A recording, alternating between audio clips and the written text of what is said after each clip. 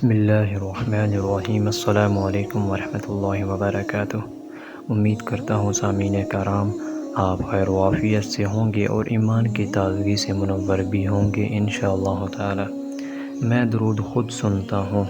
حضرت ابو ہریرہ رضی اللہ تعالی عنہ حضور اقدس صلی اللہ علیہ وآلہ وسلم کا ارشاد نقل کرتے ہیں، جو شخص میرے اوپر میری قبر کے قریب درود بھیجتا ہے میں اس کو خود سنتا ہوں، اور جو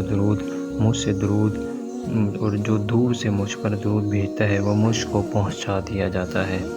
علامہ سخاوی نے قول بدیع میں متعدد روایات سے یہ مضمون نقل کیا ہے کہ جو شخص دور سے درود بھیجے فرشتہ اس پر متعین ہے کہ حضور صلی اللہ علیہ وآلہ وسلم تک پہنچائے، اور جو شخص قریب سے پڑھتا ہے حضور اقدس صلی اللہ علیہ وآلہ وسلم اس کو خود سنتے ہیں۔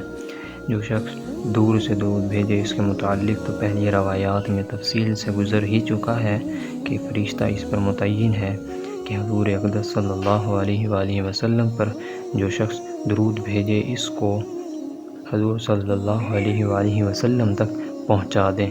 اس حدیث پاک میں دوسرا مضمون ہے کہ جو قبر اطہر کے قریب درود پڑھے اس کو حضور اقدس صلی اللہ علیہ وآلہ وسلم بنفس نفیس خود سنتے ہیں۔